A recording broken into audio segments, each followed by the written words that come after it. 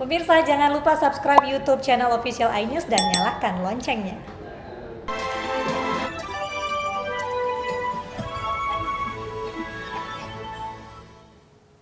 Pemirsa, aksi kejar-kejaran antara petugas Satpol PP dan gelandangan mewarnai razia penyandang masalah kesejahteraan sosial di Pasar Baru, Jakarta Pusat. Dalam razia ini, petugas Satpol PP mengamankan belasan pemulung dan gelandangan.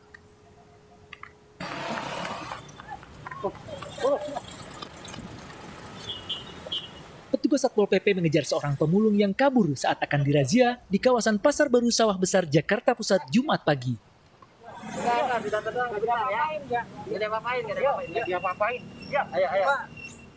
Seorang pemulung lansia yang diringkus meronta dan memohon tidak ditangkap petugas. Razia penyandang masalah kesejahteraan sosial digelar seiring meningkatnya jumlah gelandangan, pengemis, pemulung, dan pengamen di jalanan ibu kota. Selain mengganggu kenyamanan masyarakat, keberadaan PMKS yang biasa hidup di jalanan juga rentan terpapar COVID-19. Ini kita jangkau atau ditertibkan supaya lebih terarah lagi. Artinya mereka tidak berkeliaran di jalanan tanpa. Belasan penyandang masalah sosial yang tertangkap dibawa ke dinas sosial untuk diberikan pembinaan. Razia serupa akan terus digelar hingga ibu kota benar-benar bersih dari keberadaan para penyandang masalah kesejahteraan sosial. Dari Jakarta Pusat, Rani Sanjaya, iNews melaporkan. Puluhan rumah di kawasan pemukiman padat Matraman, Jakarta Timur hangus terbakar. Tidak ada korban dalam kebakaran yang diduga berasal dari kompor gas tersebut.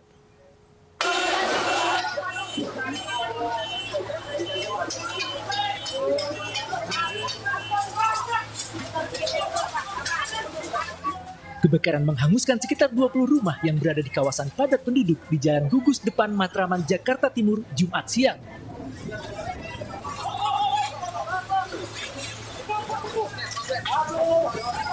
Sejumlah warga berusaha memadamkan api dengan alat seadanya.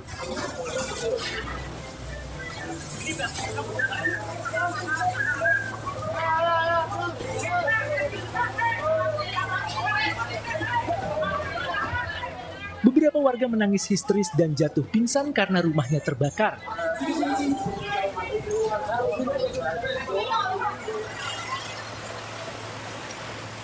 Api bisa dipadamkan 1 jam kemudian setelah 21 unit mobil pemadam kebakaran tiba di lokasi. Api dari mana sih? Dari tengah apa? Katanya sih ada yang ngomong tidak dia kemana gua dari gang. Apa antaranya? Kompor rumah matiin. Meledak.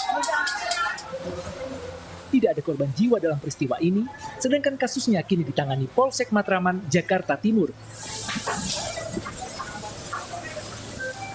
Dari Jakarta, Sofyan Firdaus, iNews melaporkan.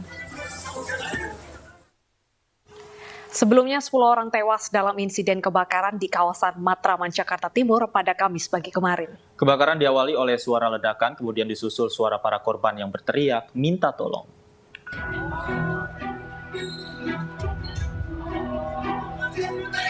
Kebakaran menghanguskan 4 rumah kontrakan di Jalan Pisangan Baru, Matraman, Jakarta Timur, Kamis pagi kemarin. Insiden ini mengakibatkan 10 orang penghuni rumah kontrakan tewas terbakar. Menurut saksi mata, kebakaran diawali suara ledakan, kemudian disusul suara korban yang berteriak minta tolong. Belasan mobil pemadam kebakaran diterjunkan untuk memadamkan api. Diduga kebakaran terjadi akibat korsleting listrik. Setelah api berhasil dipadamkan, petugas mengevakuasi seluruh jenazah. Korban terdiri dari 3 kepala keluarga yang menghuni 2 unit kontrakan. Jenazah korban langsung dibawa ke Rumah Sakit Cipto Mangunkusumo, Jakarta. Kepergian para korban menimbulkan duka mendalam bagi keluarga. 5 jenazah korban dimakamkan di TPU Pondok Rangon. Sementara itu, 5 jenazah lainnya dibawa ke daerah asalnya di Padang Pariaman, Sumatera Barat. Tim Liputan iNews melaporkan. Pemirsa, pedangdut kondang Cita Rahayu atau Cita Citata diperiksa Komisi Pemberantasan Korupsi sebagai saksi kasus korupsi dana bansos. Cita Citata dimintai keterangan untuk tersangka Mateus Joko Santoso. Pelantun lagu Sakitnya Tuh di Sini, Cita Citata memenuhi panggilan penyidik KPK sekitar pukul 1:30 siang tadi. Keterangan Cita Citata diperlukan untuk melengkapi berkas penyidikan tersangka korupsi dana bansos Mateus Joko Santoso. Nama Cita Citata muncul dalam pusaran korupsi bansos saat pejabat pembuat komitmen Mateus Joko Santoso bersaksi dalam sidang perkara bansos dengan terdakwa Harifan Sidabuke dan Ardian Iskandar pada 8 Maret lalu. Menurut Mateus, uang dana bansos digunakan untuk sejumlah kegiatan di lingkungan Kementerian Sosial, termasuk dalam sebuah acara di Labuan Bajo yang mana Cita Citata menjadi tamu undangan.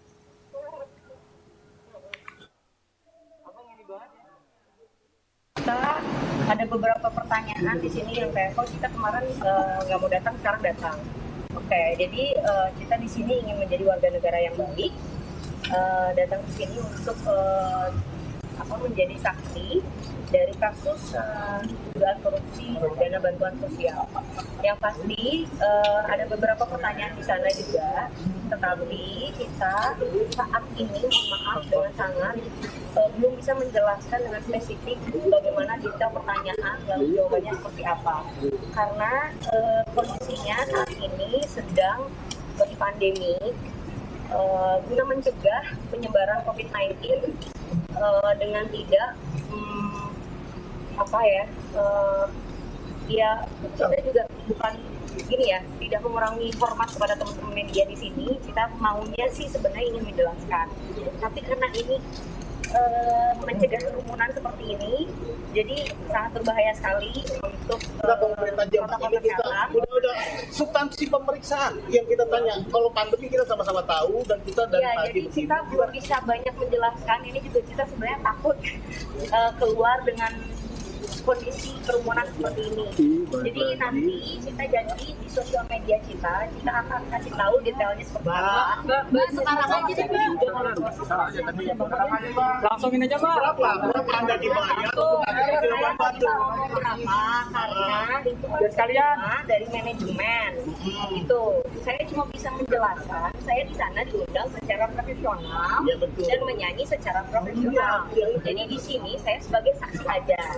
Jadi nggak ngomongin apa-apa. Ini pertanyaannya kan nggak dijawab tadi. Kalau memang benar materinya terkait Anda ikut acara di Kemensos di Labuan Bajo, siapa yang mengundang? Yang mengundang adalah pihak event organizer. Jadi saya tidak mengetahui siapapun. Bapak Julian Batubara ini juga saya tidak kenal sama sekali. Jadi saya sempat bertemu dengan satu orang, namanya Bapak Adi ini, betul, yang mengundang saya di Igo. Jadi saya tidak berhubungan dengan beliau pun sama sekali tidak.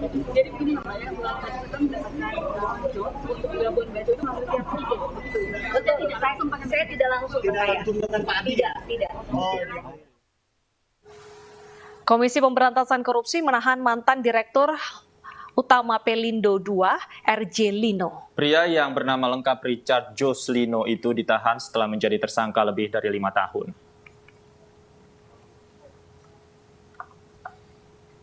Penahanan RJ Lino selama 20 hari ke depan disampaikan Wakil Ketua KPK Alexander Marwata di Gedung Komisi Pemberantasan Korupsi beberapa jam yang lalu. RJ Lino akan ditahan di rutan KPK Gedung Merah Putih. Namun sebelum dijebloskan ke rutan Gedung Merah Putih, mantan Dirut Pelindo II akan terlebih dulu dikarantina untuk isolasi mandiri selama 14 hari di gedung KPK yang lama. RJ Lino disangka melanggar Undang-Undang Nomor 20 Tahun 2001 tentang pemberantasan korupsi. Memperoleh data dari ahli ITB bahwa harga pokok produksi alat QCC tersebut sebesar $2.996.123 untuk QCC yang berlokasi di Palembang, $3.356.742 untuk QCC Pelabuhan Panjang, dan $3.314.520 untuk QCC Pelabuhan Pontianak. Bahwa selain itu, akibat perbuatan tersangka RDL ini, KPK juga telah memperoleh data dugaan kerugian keuangan dalam pemeliharaan 3 unit GCC tersebut sebesar 22.828,94 US dollar.